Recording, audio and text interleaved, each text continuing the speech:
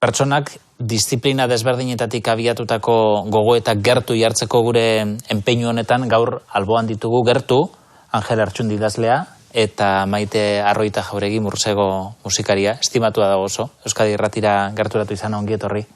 Mila esker. Gaur jardu nahi dugu zuekin sormenari buruz, sormen molde desberdinei buruz. Maite, zuretzat, sortzeko azkenengo urtebetea, gandu artean bezala bizi izan dugun aldi hau nolakoa izan da? Emankorra izan da? Bueno, pizka kronologia etxen eta azten etxeratu gintuzten momentu hortatik. Nila momentu horretan egia da, behin pelikula bukatuta eta hori nekala asmoa, esan eman, hemendik aurrera ingo dut pizkat jarriko naiz Mursego sortzen, kantu berriak egiten, eta derrepente, gertatu zen ezin izan nebala. Derrepente nire energia guztia fokalizau zen klaseak emateko modu hori nola egin, bideoak sortzen, onlineko klase horretan fokalizatu nintzen eta oso tematu nintzen, eta hor nire energia guztia horra juntzan. Gero egin nituen eskatzen zidan gorputzak egitealako aldarri kantu pare bat egin nituen, lepokoa erosi dut, ez dakit nola, ez naiz goratzen lepokoa erosi dut asokan, pizkate pandemiaren adulzentrismo hori kritikatzen, gero bai egin nuen deabroak teiatuetan zuentzaten bertsio bat, pizka gogoratzen Joaquin eta Alberto, Zaldibarreko auzia.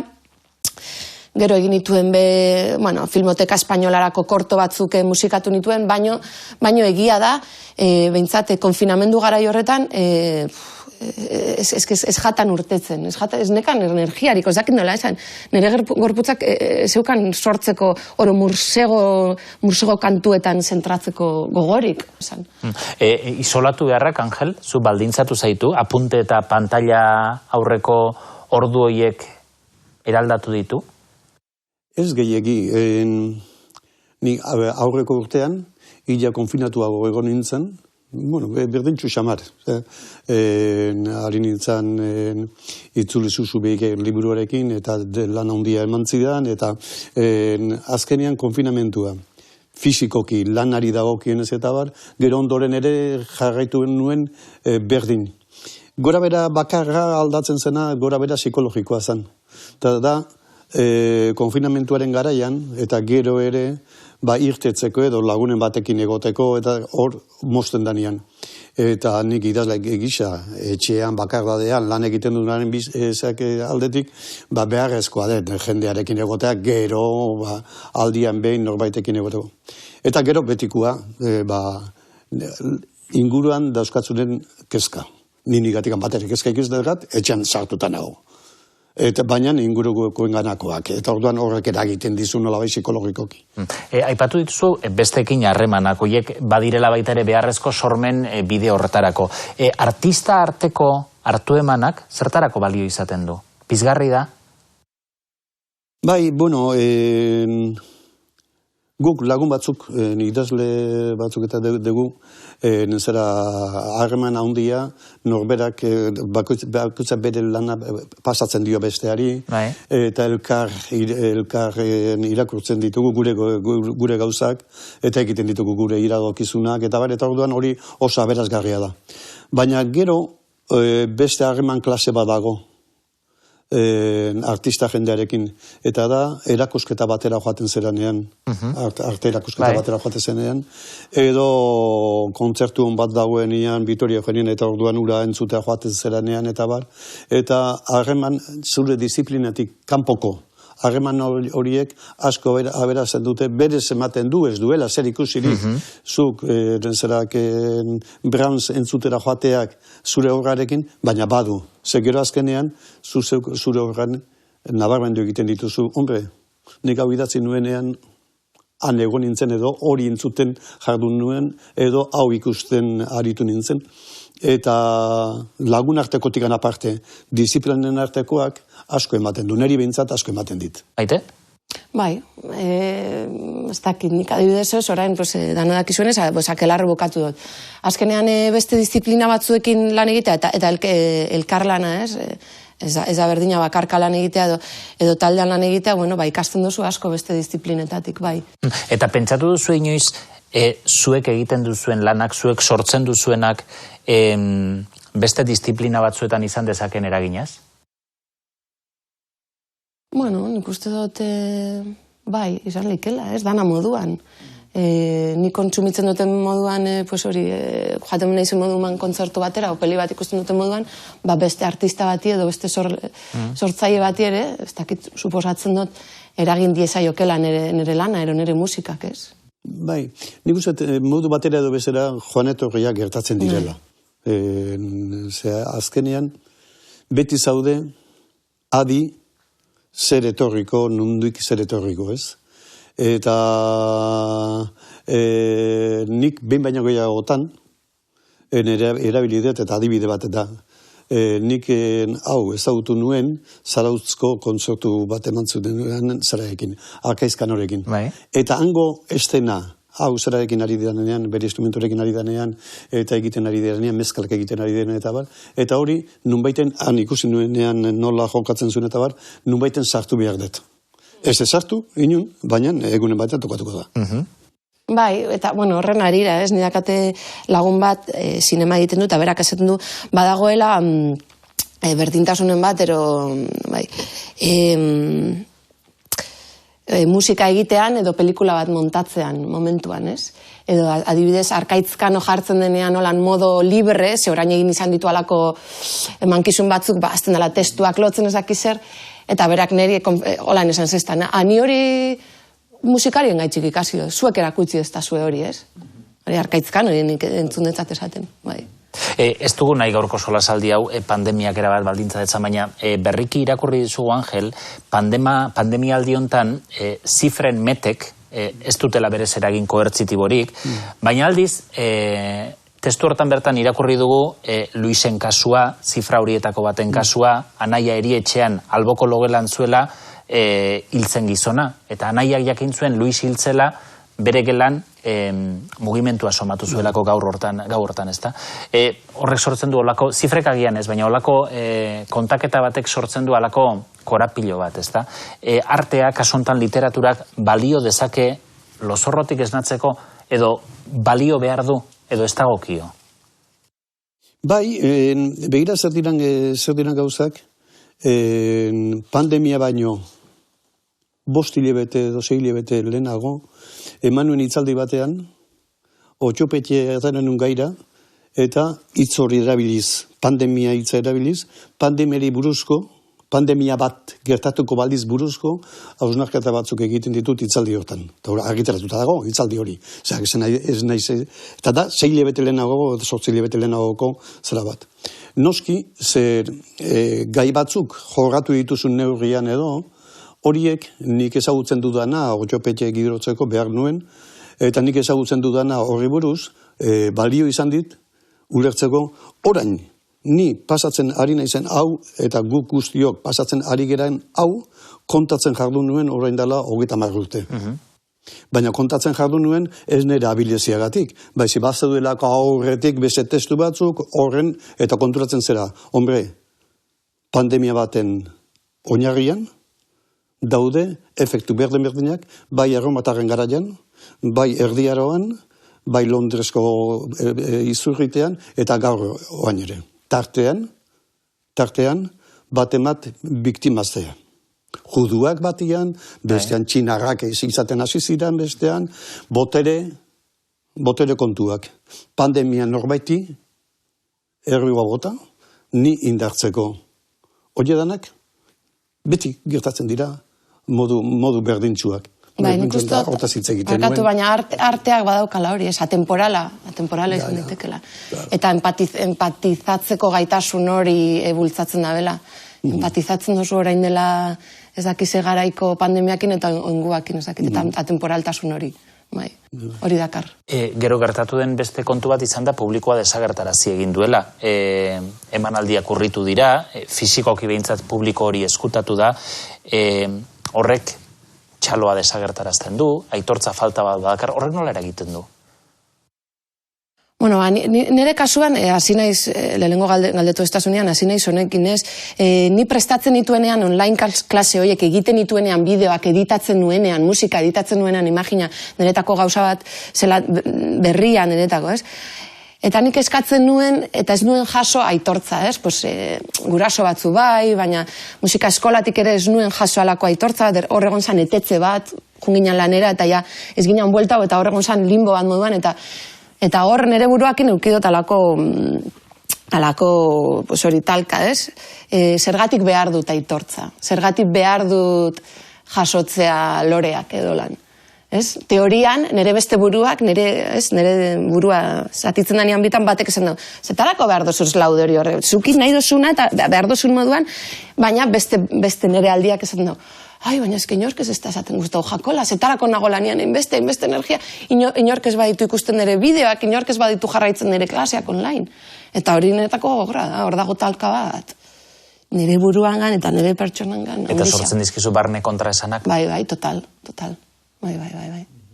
Ez dakit gizakiok, igual Angel laguntza ez da zu, gizakiak soziala gara moduan, gizakiok behar dugu laudorio hori edo, laudoria ez dakidan berba. Ez dakit inerentea ero naturala den gizakiontzat. Nik uste naturaltasun bat baduela edo zerak da oso barrendik eta oso bakartasunetik sortzen diren lanak dira. Eta zuzeuk gainera ez daukazu ziurtasun handirik egiten ari zerana ona den ala ez. Eta edadean aurrera, ziurtasun hori gerotak gehiago ematen du irabazi egin behar duzula eta galdu egiten duzu. Kontrakoa. Exigenteagoa bihurtzen zera, zure buruarekiko, eta orduan konturatzen baldin bazera gero, ustez bintzat, jendeak ez duela estimutan hartu. Zuk hainbeste lan jarri dezun hortan, esaten dezu nolabait porrot gisa ere, sentitu dezakezu, zer ez da azkenean porrotaren sensazio hori ez, hainbeste lan egin dut, hainbeste burua uste izan ditut arazo hauek eta konpontzen eta bar, eta inok erreparatu neri hainbeste kostatu zaidan lan horretan, da esaten duzu. Bai, baina ezken neuk ere besteekin gauza bera egingo dia seguro asko, beste lanarekin. Eta orduan, aurrea. Ez da, sinisten dezulako egiten ari zeran hortan. Da, sinismen hori ez baldego. Eta zentzu hortan idazleak zailago dauka, disiplina den modukoa delako, eta kanala dena delako, irakurlearen arnasa sentitzea? Edo badaude bideak? Oso zaila da. Ez baldin badezu komunikazio berbalen bat, edo zerak norbaitek egiten dizula gutun bat bidaltzen dizuna, eta askotan da persona ez ezagun bat, zerak nik horrelaxe ezagutu nuen Maiteren ama. Bai? Bai, gutun bat idatzei zidalako, ez nuen inundikan, eta Maiterez, ama lehenago ezagutu nuen bera baino. Eta gutun baten bidez, nire liburu bat, ezak eskertuz, esaten dituenak eta bar. Eta, emozionatu egin dituen gutunarrak, eta gero, elkar ezagutzeko aukera izan gendun. Horiek iristen dira, baina ez dira iristen, baina markatu egiten zaituzte. Badakezu, badagoela nunbaiten, irakurtzen ari zaizun bat, eta disfrutatzen ari dena, edo ura, bizitzen ari dena, eta, horrekin bazkatzen zera. Ari gara, aitortzari buruz, publikoak ematen duen erantzun horri buruz, dena den ez daukazuen sentsazioa gaur egun askotan artista izan nahi duten askoren bideak helburu bera publikoa duela, alegia fokopean egotea dela helburua artea edo sormena bera baino? Ez dakiz esan, nik ez dut bizi inundik inora holan, niretako artea da, ni sortzen dutenean, nire interesa da, ni astea, nik uste dut ni hasi egiten naizela hasi edo ez dakit nola esan, hasi evoluziona bitzen dutela pertsona moduan, sormen prozesu baten nagoenean, eta emaitza, izan daiteke A edo B, baina sormen prozesu hori netako oso garrantzitsua da, eta nik hori hasi egiten naiz, eta ni bete esaten dut, gaur pertsona ba naiz, sormen prozesu bat bizi dut, eta bihar beste pertsona ba naiz. Niri aldatu egiten hau, eta aberaztu egiten hau. Ni ez nago pentsatzen horretan, baina bai izan daiteke bueno, segun ze arte mota edo segun ze ligatan jolasten duzu. Ez jata gustatzen futbola baina ulertzeko. Segun ze ligatan zauzen, baina desde luego nenetako ez da bape, ez da nire helburua, fokopean egotea. Bueno, askotan aztuta joaten dira bi konzeptue, baina artea eta espektakulua ez dira gauza bera. Claro. Eta barkatu eta entretenimendua, ez dugu hitz egin horretaz, baina pandemian artea izan da entretenimendu, ez? Barkatu, baina esan dugu, ez?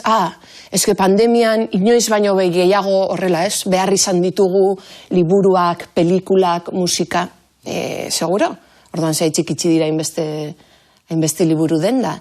Zaitxik konsumitu da hainbeste Netflix eta ez beste plataforma batzuko lan pizkat pelikula ez naiz jarriko ez no, baina bez pizkate pelikula, pizkate mamitsuagoak edo. Ez, eta hor, moztu detzut, bargatuko estazu, baina karo, hor eltze jakuzen pandemian eizu kontzertu bat etxian, eizu ez daki zer. Hori ez da arte, hori ez da kultura, hori da, zuek nahi duzue jendea entretenitzea, ez? Entretenimendua, espektakuloa eta artean etako ez dira berdinak, eta hori bere iztu behar dugu argi bestela txarto gobiaz. Ez dugu aurreratuko bestela gizarte moduan. Eta gero horrekin batera espektakularekin dator, egunero, egotea, presente egotea. Sare sozialetan, eta bar. Baina hori da dispersioa, neurri handi batean, dispersio handi bat suposatzen du. Eta ni konturatzen naiz, ni sare sozialetan ez dut parte hartzen, baina konturatzen naiz, begiratzen bakarrekan zenbat denbora galdu izan dudan. Eta begiratzen bakarrekan galtzen baldin badezu presente egoten zenbat galtzen dan, ez? Eta, bueno, bakardadea behar dezu, aldezun konzentratuena egon, eta orduan espektakuloa eta mundu guzti hori, publiko egite hori eta soberan daukazu. Berez, kalte gehiago egiten dizu, mesede baino. Beste kontua da, jakitun izan behar dezula mundu hori badagoela eta horren berri izatea osasungarria dela. Baina, beti bezala neurria. Gauza guztia bezala ez da. Sortzen nola ikasten da? Edo alderantziz esan da, eta zuagian irakaskuntzan zabiltzalako, sortzen nola erakusten da? Edo erakusten alda? Kontabaldetzuen ere irakasle esperientzia. Nik itzen dola nume txikizekin, eta gero aniztasun disfuntzionala daukaten pertsonekin. Bueno, bi alor dira, baina azkenean nahiko paretsuak. Orduan, nik itzen dutena da, ematen diet ume txikiei, musika erakusten duten ume txikiei horrei, ematen diet, irakasten dietero erramientzak. Erramientzak, gero, beraiek espresatu alizateko musikalki. Eta erramienta horiek erakusteko, sortzen dut giro bat eta testu inguru bat berezia horretarako. Eta gero, aniztasun disfuntzionala daken pertsonekin, hor askotan beraiek daukate, hori, garuneko arazo badalako ero, daukate arazo asko komunikatzeko. Eta nik saiatzen naiz komunikatzeko zubioiek eraikitzen. Osa, ni beraiekin lantzen dutena da, hori, komunikazioa, ez? Eta azkenean, niretako askotan, ez dakit Angelek bere iritzia, baina sormena eta komunikazioa oso bat datoz, ez? Osa, zu sortzen dozun hori da askotan zer komunikatzeko. Eta orduan hori lantzen dut, hori saiatzen naiz lantzen, ez? Txikitatik umeeri hori erakusten. Irakurri izan dizugu zuri, Angel, idazle honak eta irakurle honak sortzeko behar dela aurrentzako esate baterako literatura ona. Bai. Artea zari geranez eta eskolan nahaztu egiten dira didaktika eta artea. Aurrari didaktika aplikatu behar zaio, dudarik ez dago. Eta disiplina bakotza badauka bere didaktika. Baina sormena ez da didaktikarekin irakasten. Sormena jardunez bakarriken lantzen da. Jardunaren jardunez. Irakurriz gauza honak, ez gauza didaktikoak. Berez balioa dutenak adjetibori gabe. eta adjektibo izatekotan, balio literarioa edo balio artistikoa dutenak. Eta horien funtzioan jartzea, adin txikitatikan, horien funtzioan jartzea materiala eta egiten duzun lana. Eta didaktika dira, beste aplikazio klase batzuk dira, zerikusia dutenak maisuak erabiltzen dituen teknikekin. Bai, hori musikan ere antzekoa da, erakutsi aldozu teknika, zelan jo instrumento bat, zelan abestu, solfeua, baina sormena beste gauza bada. Eta ados nago berakin bat dator, umei ere, eman barzaie, kalitatezko hezkuntza musikala noski, baina ni erabiltzen ditut, ume kantuak ez dira izan behar beti simpleak, beti hartxatxo bat, badaude, erabili behar da, ganorazko materiala, kalitatezko kantuak, eta badaude, baina bilatu behar da.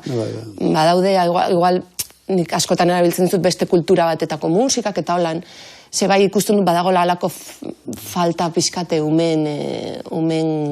umentzako musika egokian, kalitatezkoa.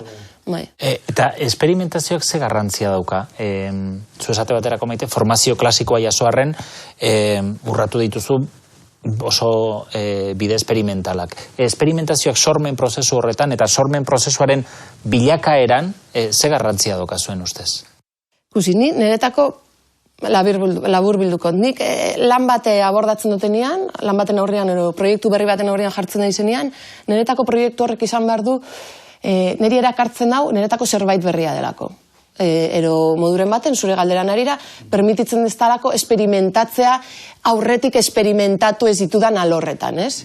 Eta niretako hori da klabia. Gauza barri bat, lagako estana edo bultzatuko estana esperimentatzera. Eta holan azte naiz, sortzaile bezala, niretako, Bai, niri beti gustatu izan du zait, zerbait egiten ikasi dudanean, edo uste dudanean, edo zerbait probatu dudanean, eta asmatu edo asmatu. Zerbait probatu dudanean, urrengo lana edo, ez du esan nahi, urrengo liburua, baina urrengo prozesu kreatiboa desberdin izatea. Ez errepikatzen jartutea, ja egiten badakidana.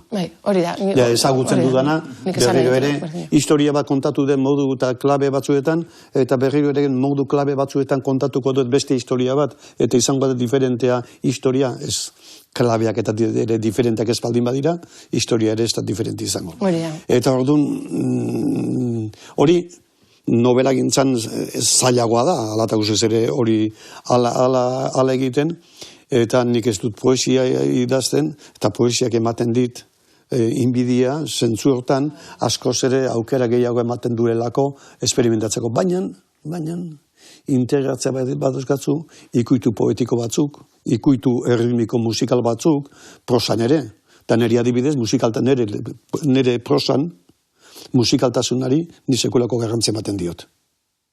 Erritmoari, esaldien eta parrafoen erritmoari, eta hori zaintza gustatzen zait. Hitzen arteko, jokuak eta bilatuz, eta silabeoak, eta bokal berdinak, edo guztiz ezberdinak erabiliz, eta ematen du, tonteri bat, hori poesia. Baina eske ark niri poesia asko irakurtzen dut, eta arrek asko erakusten dik gero nire prosarako. Bueno, hori, baina esperimentatzen. Nire prosa ez da inundikan ere, orain dela 20 urtekoa. Jendeak, segura asko, berdinduko ditu, esango duzu, hau lertzen durena eta hau ere lertzen durena, baina biak desberdina dira. Oso desberdina gainera. Naiz eta, noski, ardatz berdin baduten, eta estilo bat, ez da? Eta erradikaltasunak, provokazioak, transgresioak, sormenean eta adierazpenetan, arte adierazpenetan, historikoki izan dute balio bat, izan dute esparru berriak, eremu berriak konkistatzekoa. Horrek badu baita ere, konprenitua ez izatearen arrisku bat? Bai jakina. Eta gero da, batetikan temperamentala da, norberaren nortasunarekin datorrena da, eta bezatikan baita ere bada gauza historikoa. Alegia, zerbait asko errepekatu dalako sortzen dan kontra jarrera bat. Romantizismoaren kontra, simbolismoak egiten duen borroka, eta orduan dena dira, nolabait hausleak, autoreak, atik gain naiz. Eta poetak bereziki dira hausleak. Eta hor dauden hausdura dira, aro bat, edo aro batek, eman behartzuena, eman duelako, eta errepikatzen ari delako, hain zuzen ere, artistikoa izateari usten ari zaiolako. Eta orduan, etortzen da errevoluzio hori. Eta gainera, horiek ez dire izaten persona bakarrekoak. Justu, toki berean, toki desberdinetan, beste jarduera desberdin bateko, hainbat poeta sortzen dira. Eta nolatan? Gare berian. Aurrekoak baleio etzielako. Baina etzien baleio, ez Frantzian, ez Inglaterran, ez Alemanian, eta bara. Eta erradikalta... Adibidez, ni faltan botatzen dut. Egungo, gure herrixan, pizkate austura hori, uste dut ez garela, azken aldian ez garela ari hausten. Egongo dira, autore konkretu bat, baina nik uste dut falta dela ausardia hori, hausteko. Ez dakidan transgresioa, baina uste dut nahiko estankauta gauzela oroar, ez garala oso kritiko, ari naiz artea eta kulturan gainean, ez garala oso kritiko, beldurra bedagoela, zer gauza batzuk egitera esatera, hau egiten badut horrela, ez naute kontratatuko zioin zoritxarrez, gauze instituzioen pian, porque oin momentu honetan lana ematezkoa instituzioetatik heltzen da. Ez da berdina idazle edo musikari, baina, segun segiten duzunetan, igual ez etzu edeitzen, eta nik uste dut, ni faltan botatzen dut, ez pizkat autokritika eta aurrera, zen nik uste dut kritika eta ganorazko kritika bat eta autokritika bat herri moduan eta gizarte moduan aurrera ere baten gaitxuela, ez? Eta nik uste dut horren falta, nik somatzen dut horren falta dagoela. Eta iruditzen zaizuen erradikaltasunari jartzen zaizkion mugak ari direla, ez dakit, loditzen, eta askatasun esparrua estutzen? Nervi handi batean, ez arte kontuetan bakarrik gizarteak uste dugu libreagoa dela, eta alor askotatikan ezeratzen askatasun zentzu faltzu batetik ere geotak gero gehiago murrizten ari gera. Eta murrizketa horren punturik nagusiena edo garbien adirazten duena da politikoki zuzenarena da.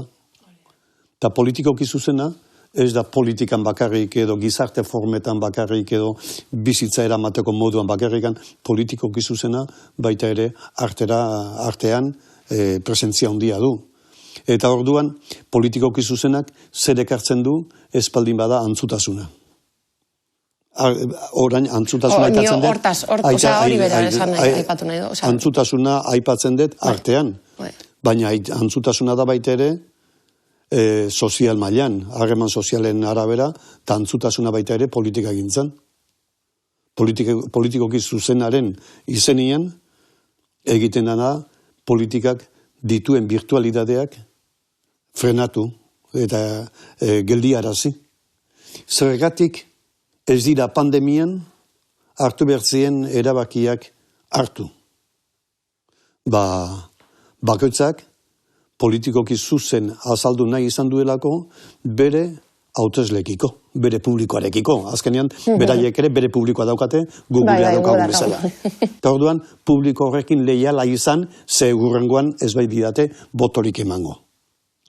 Orduan, nik uste dut, gure benetako pandemia intelektuala, tokatu zaigun munduaren zerak, da politikoki zuzenarena. Bai, eske zuzentasun horrek hori antzutasuna eta netako atzera pausu bat, gizarte moduan, da mundu moduan, da pertsona moduan bilakatzeko, hor dago, eta antzutasuna hori netako kontzeptu oso importantea da.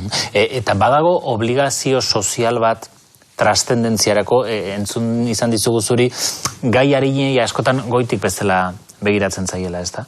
Behar dugu eta agian momentu honetan gehiago, gauza txikiei, azalekoei, ematea beste presentzia bat, beste apologia bat egitea horrena? Ez dakit azalekoei, baina bai gauza zentzilio, gauza detaliari, artean detaliak sekulako garrantzia du. Detaile txikienak onda dezake espektaklorik zerarena. Zuk imaginatu zazu kontzerturik edarrena, Zarauzko Elizan ematen ari dira parrokian, kontzerturik edarrena. Eta han ari da, Orfeo Donostiaga, eta hemengo kontzertu, hemengo orkestarekin eta bar. Eta Elizan ari dira, ez? Eta demagun Mozarten errekima ematen ari dira. Eta orduan, ateratzen da, sakristaua, diru poltsarekin. Ondatu dezu, mundiala gertatzen ari izan gauza bat, bihurtu dezu ridikulua. Da, txiste itxura bat du, baina detaileekin eraikitzen da zerak, eta detaile horiek zainduz. Baina ez artean bakarrian, harreman personaletan da ere bai. Bai. Detaiak. Detailen garrantzia. Erantzun bat, mail bat, askotan gelditzen da mail bat erantzun bari, erantzun, eman okei bat, esan gauza txikisa, guztau jata. Esan duzun hori guztau jata, indozun modu hori guztau jata. Bai. Maite Arroita Jauregi Mursego eta Angel Artxundi. Guretzat luxua izan da zuek gaur, gurekin hemen izatea eta gogo eta partekatzea. Hurrengora arte, eskerrik asko. Zuri.